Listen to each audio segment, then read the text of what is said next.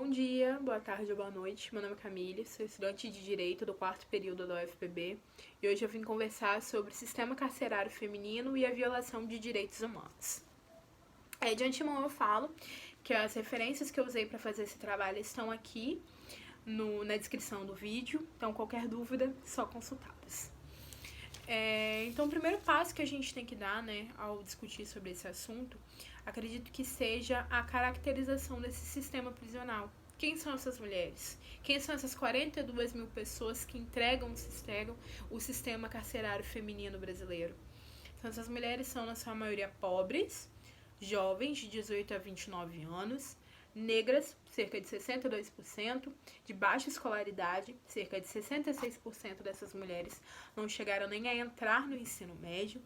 E essas mulheres, em maioria, são presas por associação ao tráfico de drogas. E quando eu falo associação ao tráfico de drogas, não são o alto escalão, não são as chefonas do tráfico, não, são as de baixo escalão, que estão ali embaixo da hierarquia, dessa pirâmide do tráfico.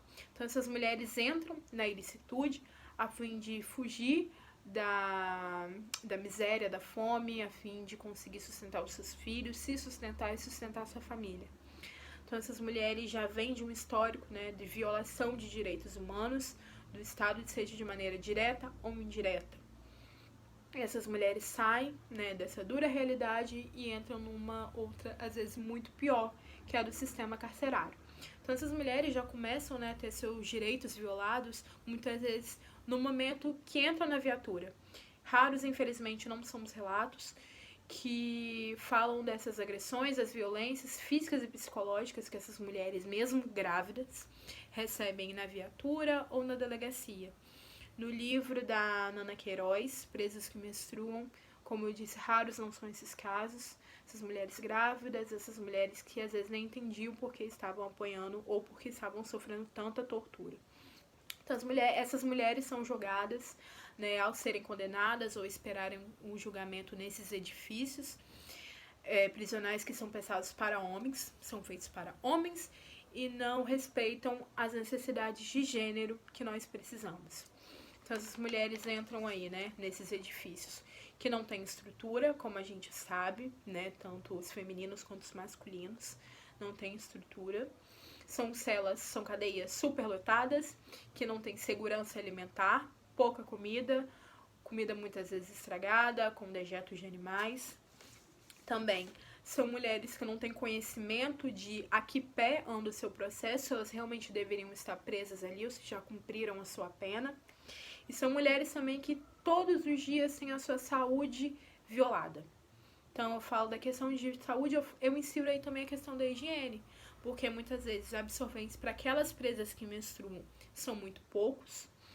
Papel higiênico, pouco também, às vezes é a mesma quantidade para homens e para as mulheres, mas nós sabemos que as mulheres, ou as pessoas que têm vagina, precisam muito mais de usar absorvente do que os homens ou as pessoas que têm pênis. Então, essas mulheres sofrem também sobre a questão da violência sexual, seja direta ou indireta. Sabemos que vivemos uma cultura de estupro, então muitas vezes essas mulheres não se sentem forçadas a ter relações sexuais dentro da cadeia com os agentes, Elas não se sentem forçadas, mas às vezes elas não entendem que elas só estão transando, só estão tendo essas relações sexuais para conseguir algumas regalias, que na verdade não são regalias, são objetos, um travesseiro, um cobertor, um pouco mais de comida, que vai fazer com que a vida dela ali seja menos ruim, sabe? Que seja uma vida um pouco mais digna. Então, como nós estamos cercados por essa cultura de estupro, que eu acho que é tão normal, às vezes trocar sexo por algumas coisas, que elas não conseguem se sentir forçadas por esses agentes, por esses atos, por essas estruturas. E por último, que eu vou comentar aqui dessa violação de direitos humanos que essas mulheres sofrem, é a questão da educação, que eu creio que seja um dos direitos mais caros e que fazem falta para essas mulheres. Porque no nosso Plano Nacional de Educação, a educação deve ser algo integralizado, ou seja, tem que ser uma coisa integral, não é somente a educação do quadro, da álgebra, da língua portuguesa, não.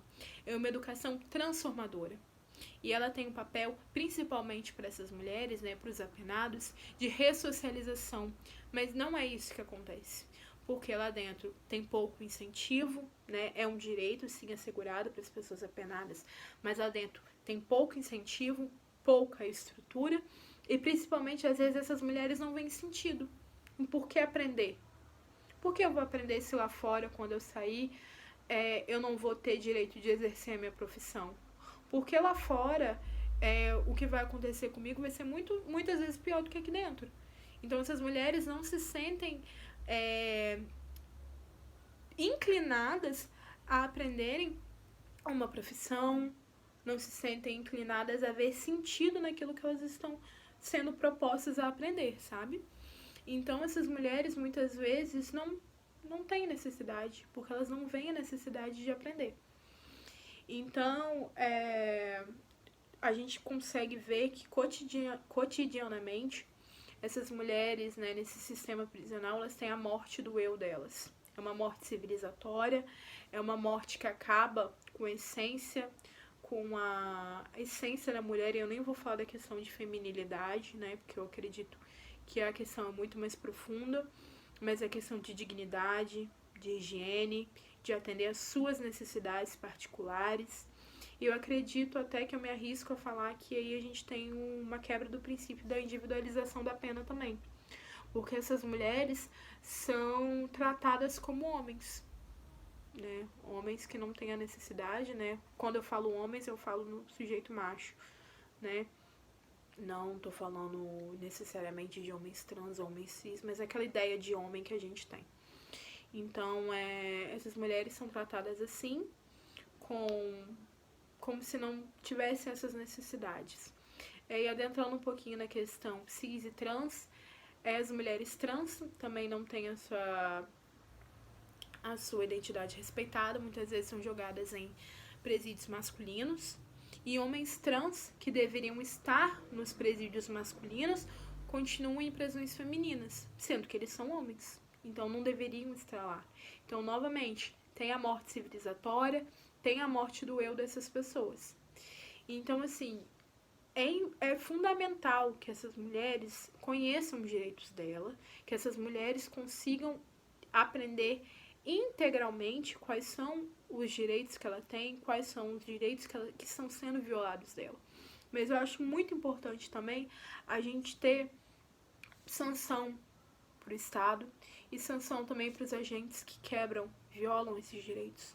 Porque muitas vezes as presas sabem do que elas têm direito, do que elas não têm, mas simplesmente não são atendidas.